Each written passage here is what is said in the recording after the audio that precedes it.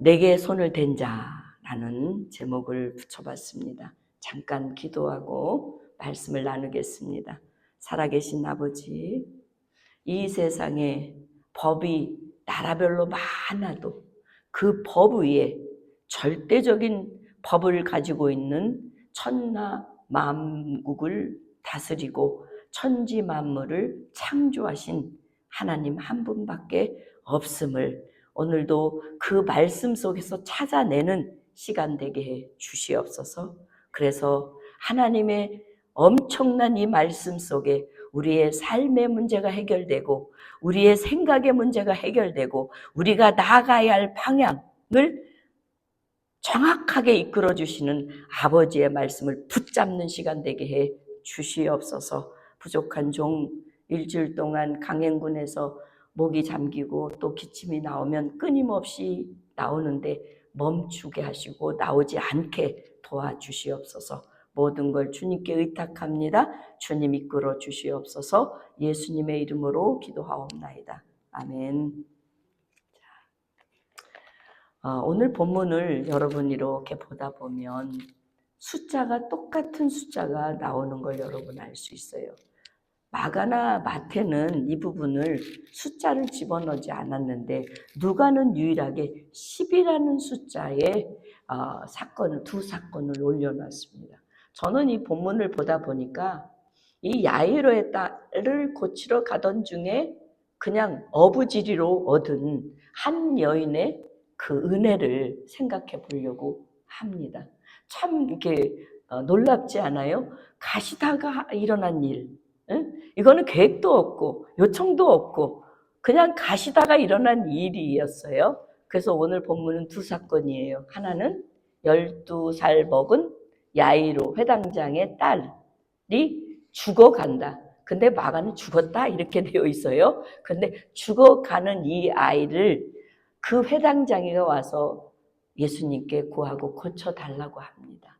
그래서 그 집에 가는 중에 그 선상에 12년 동안 혈류증으로 고생하던 여인이 예수님께 옷자락을 만지는 사건입니다. 이들 둘 모두 다 보면 상황이 굉장히 긴급하고 굉장히 절박한 사람들이었습니다. 긴급하고 절박한 사람, 이때만 긴급하고 절박한 인생일까요? 네? 오늘 여러분은 긴급하지 않습니까? 여러분의 인생의 삶 속에 긴급하고 절박하지 않습니까? 오늘 본문은요, 여러분이 잘 알다시피 거라사에 가서 그 땅에 가서 귀신을 확 제어하고 난 다음에 다시 갈릴리 쪽으로 왔는데 사람들이 다 기다렸었어요. 기다렸는데 기다려서 환영해서 보니까 회당장이라고 하는 이 사람이 찾아와서 이런 얘기를 한 거예요. 근데 오늘 이 사건보다 이제 가시는 도중에 일어난 이제 야이로의 사건이 아닌 혈류증 43절로 넘어가겠습니다. 여러분이 혈류증이라고 하는 것은 어떤 것인지 아마 잘 알 것입니다. 근데 구약의 성경에 혈류증은요, 레위기 15장에 보면 이렇게 요약이 됩니다. 여자가 생리를 하는 동안에 그 기간은 부정하다는 것입니다. 왜? 몸의 안에서 피를 밖으로 표출되는 것을 부정이라고 성경은 표현하기 때문입니다. 그리고 그래서 이 여자가 그 부정하는 기간 동안, 생리하는 기간 동안 앉은 자리도 부정하고 누운 자리도 부정하고 가는 곳마다 부정한 겁니다. 그리고 그녀하고 접촉하는 사람도 역시 부정합니다. 그러니까 이 부정이라고 하는 건 이렇게 확산성이 있어요. 그래서 여인의 부정은 어떻게 해결하느냐 그러면 레위기 성경에는 이 여인의 부정은 오직 정결 예식을 통해서만 깨끗해질 수 있다고 말합니다. 만약 생리기간이 길어지고 계속 피가 나오면 장기 출혈자로 간주해서 출혈이 멈출 때까지 계속 그 사람은 부정한 상태로 살아야 했습니다. 그래서 이 혈류증 병은 멈추지 않는 피로 계속해서 흘러나오는 이 피로 부정하게 살아야만 하는 인생이었습니다. 단순한 병이 아니었습니다. 유대율법상 부정한 자로 살아야 한다는 것은 얼마나 고통이겠습니까? 혈루증은 그칠 때에 그 피가 멈출 때 해결됩니다. 그리고 그 피가 마를 때에 해결된다는 사실입니다. 그러니까 이 피의 근원이 마를 때까지면 어떻게 되겠어요? 죽어야 마르지 않을까. 그래서 이 오늘 본문에 등장한 이 여인은 부정한 상태로 하루도 아니고 일주일도 아니고 1년도 아니고 몇 년 동안? 12년 동안. 12년 동안 이 부정함을 옷 입고 살았습니다. 부정하기 때문에 많은 사람이 있는데 갈 수도 없고, 더더구나 기도하고 싶어도 성전에 들어갈 수도 없고, 정상적인 가족과의 관계도, 결혼 관계도 이루어질 수가 없는 상태였습니다. 그래서 이 여인은 참으로도 불행하게도 사회적으로도 격리되고 영적으로도 격리되고, 그리고 사람과의 관계 속에, 가족과의 관계 속에서도 격리되는 안타까운 여인이었다는 사실입니다. 근데 이 여인이 꽤나 고쳐보려고 노력을 했습니다. 그래서 본문 43절에 보면 이의 혈루증으로 앓고 있는 중에 아무도 고침을 받지 못하던 여자가 아무에게도 고침을 받지 못했습니다. 마가복음 5장 26절에는 이 여인은 많은 의사들을 찾아다녔습니다. 근데 오히려 그 의사들에 의해서 많은 괴로움을 받았다고 기록이 되어 있어요. 그래서 오히려 가진 돈을 다 탕진했다고. 오히려 더 휴원보다는 가진 돈만 날리고 더 병세는 악화되었다고 마가는 이렇게 설명하고 있습니다. 이 정도면 여러분의 심정은 어떻겠습니까? 이 정도면 이 여인도 포기하고 싶었을 정도의 마음이었을지도 모르겠습니다. 내가 이렇게 살아서 뭐 하나? 이제 돈도 없고 영적으로도 정신적으로도 사회적으로도 어디 마음 둘 곳 하나 없는 외로움과 괴로움 속에 매일매일 지내야 한 이 여인의 모습이 오늘 우리 현대를 살고 있는 여러분과 나의 모습과 같지 않습니까?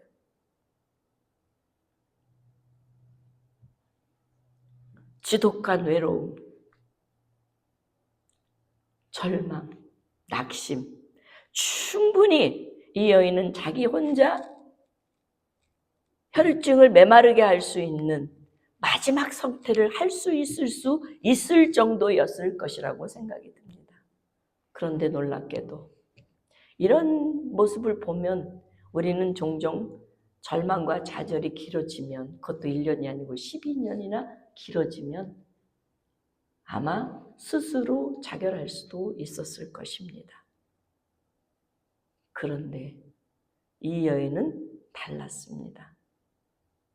포기하지 않았습니다. 더 중요한 것은 이 여인은 들려오는 소문에 그 주인공의 목숨을 걸었습니다. 그게 오늘 마가복음 5장 27절, 28절에 보면 이 여인은 이러한 절박한 상황 속에 죽음을 선택하지 않고 누군가를 찾고 있다는 것입니다. 여러분, 많은 사람들이 빚에 쪼들리고 사람에게 실망받고 그리고 여러 가지 어려운 상황이 당하면 거의 예수 믿는 사람 빼고는 스스로 몸을 자결하고 마는 경우가 많이 있습니다. 자살하는 경우가. 그런데 이 여인은 그렇지 않았습니다.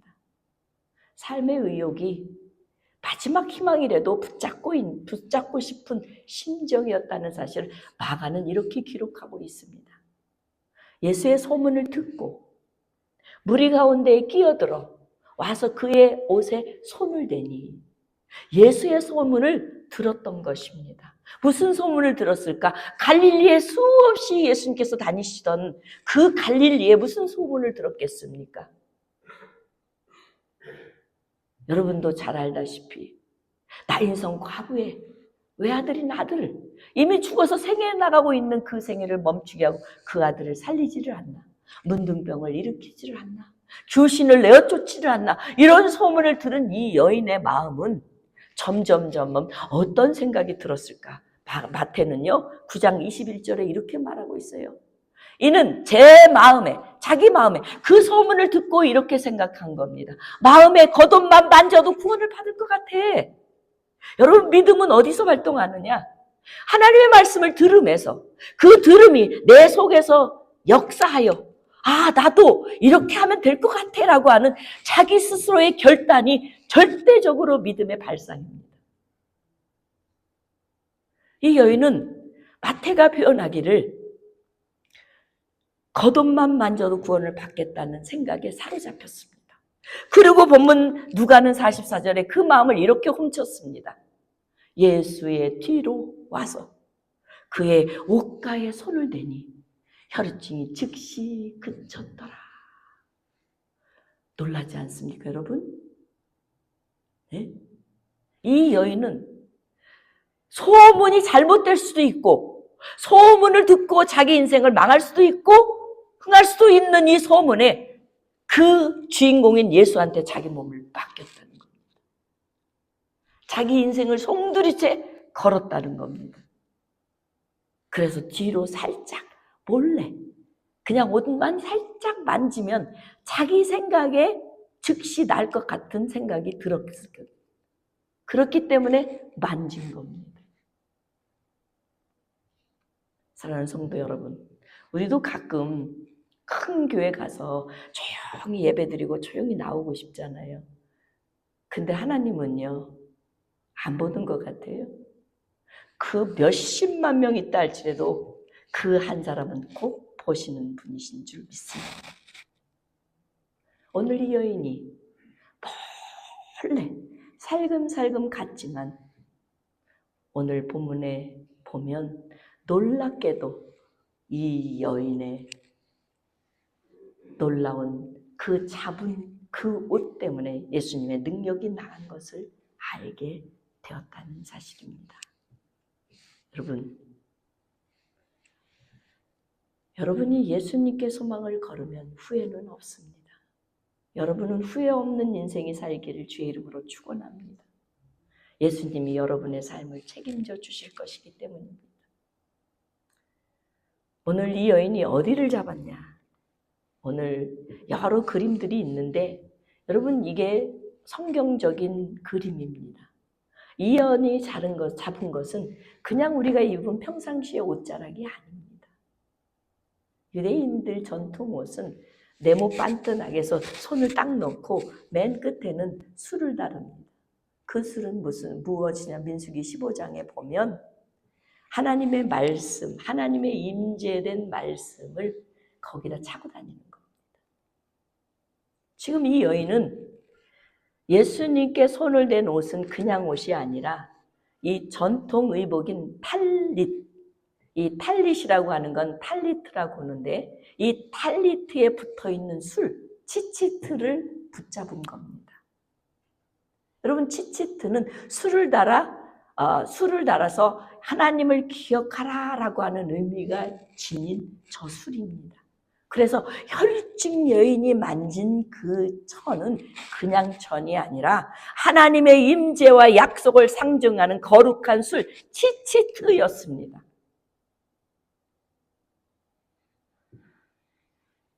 이 여인은 단순히 예수님의 옷끝을 잡으려고 한 것이 아니라 이 예수님이 본질이신 하나님의 약속과 능력을 믿고 손을 뻗어 잡았다는 겁니다. 단순한 기대나 소원이 아니라 분명한 이 여인의 신앙 고백이었을 것입니다. 환경은 절망적이었지만, 자신이 부정한 존재였지만, 사회는 그녀를 외면했지만, 그녀는 오직 저것만 붙잡으면 저것만 붙잡으면 나을 것 같은 믿음으로 주님의 약속인 말씀 임재의 그 술치티치를 잡았다는 사실입니다. 여러분, 우리가 예수님을 만나러 오셔도, 예수님을 여러분이 찾아오신다 해도 예수님이 여러분이 줄 수 있는 건 하나님의 말씀인 줄 믿습니다. 그래서 이 세상 우주 만물은 모든 것이 한낮에 마치 종이를 말리는 것처럼 말려가는 세상이 끝이 된다 할지라도 하나님의 말씀은 영존하고 하나님의 말씀은 절대 없어지지 않는다고 예수님께서 선포하셨습니다. 모든 것을 알고 계시는 하나님. 마태복음 9장 22절에 보면 예수님께서 이렇게 말씀으로 마태는 끝을 맺습니다. 예수께서 돌이켜서 그녀를 보시고 이르시되 딸아 안심하라. 내 믿음이 너를 구원하였다. 여자가 그 즉시 구원을 받으니라. 이렇게 기록이 되어 있습니다. 그런데 오늘 누가는 거기에 머물지 않고 여기서 끝나면은 안 되는 것 같은 느낌이 들었는지 누가는요 이렇게 썼습니다. 예수께서 이르시되 내게 손을 댄 자가 누구냐? 내게 손을 댄 자가 누구냐? 라고 반문하십니다. 그때 제자인 베드로가 아니 이렇게 많은 사람들이 밀치고 그냥 쫓겨오는데 아니 얼마나 많은 사람들이 주님을 밀치고 그렇겠습니까? 아니 누가 주님의 손을 댔다고 뭐 그럽니까? 라고 하지만 예수님은 거듭 이렇게 말씀하십니다. 내게 손을 댄 자가 있도다. 왜 그러냐면 이는 내 능력이 그가 나를 만지는 순간 나갔기 때문이다.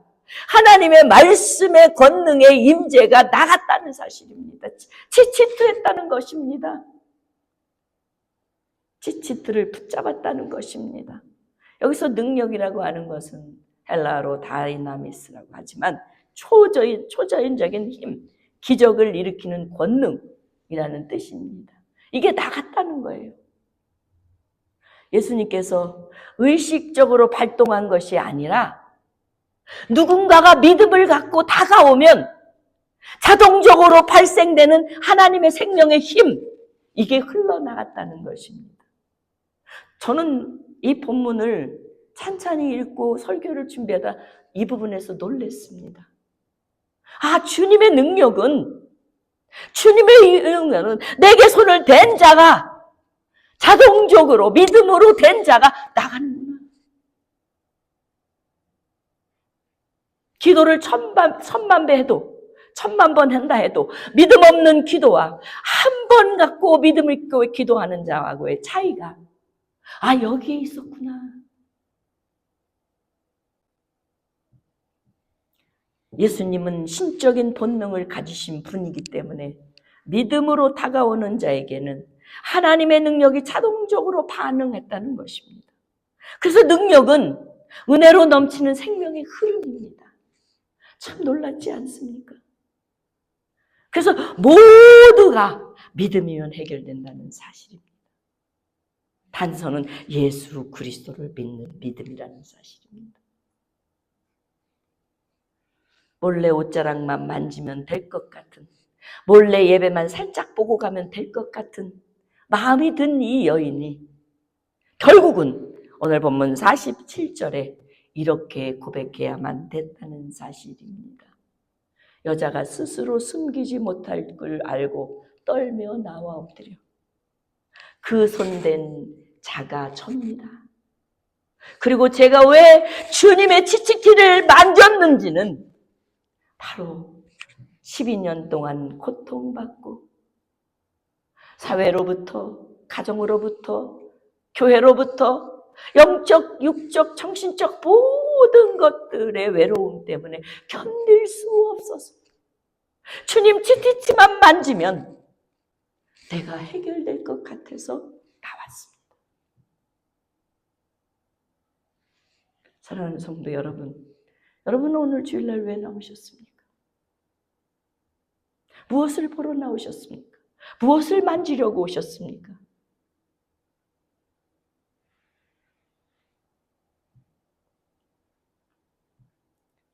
오늘 본문을 찬찬히 보면 이 여인이 만지자마자 즉시 나았다고 누가는 표현하고 있습니다. 그런데 여러분 마가복음에 보면 5장 30절 32절까지 보면 예수께서 그 능력이 자기에게 나간 줄 곧 스스로 아시고 무리 가운데 돌이켜 말씀하여 누가 내 옷에 손을 대었느냐? 제자들이 어찌오되 여짜오되 무리가 에워싸 미는 것을 보시니 누가 내게 손을 대었냐 물으니까 하되 예수께서 이 일 행한 여자를 보려고 뒤로 돌아보셨다 라고 기록이 되어 있습니다.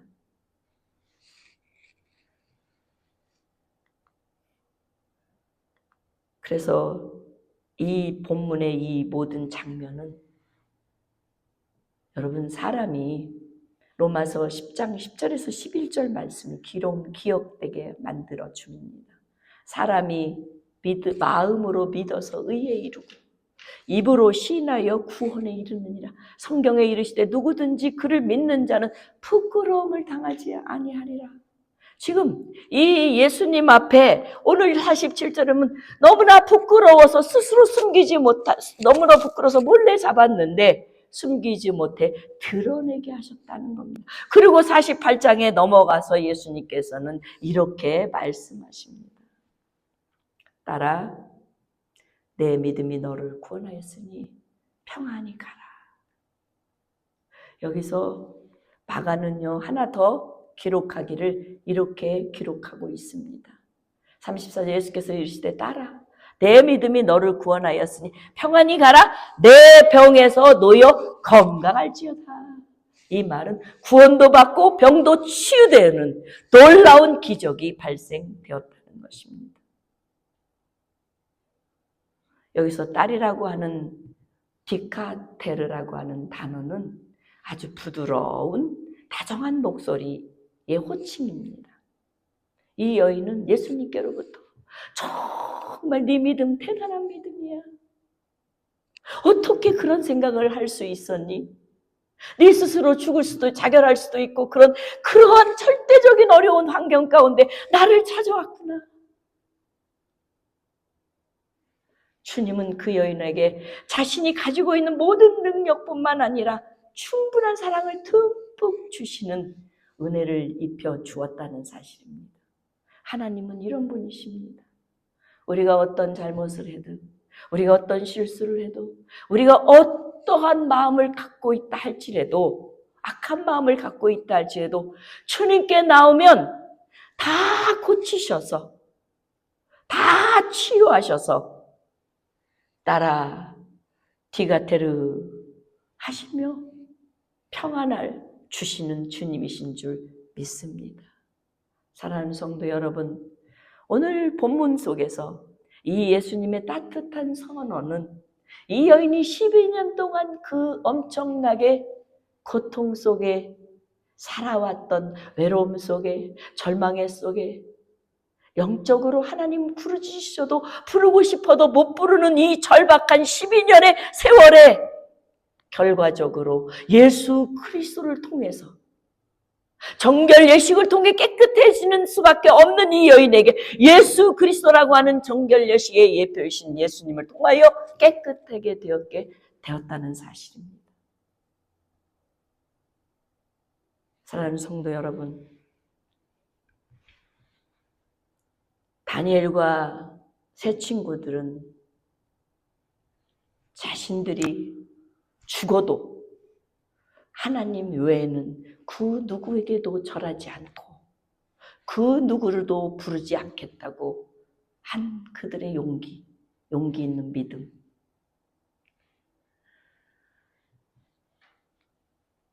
여러분 에스더같이 죽으면 죽으리라 나라를 위해 던지는 희생적인 믿음.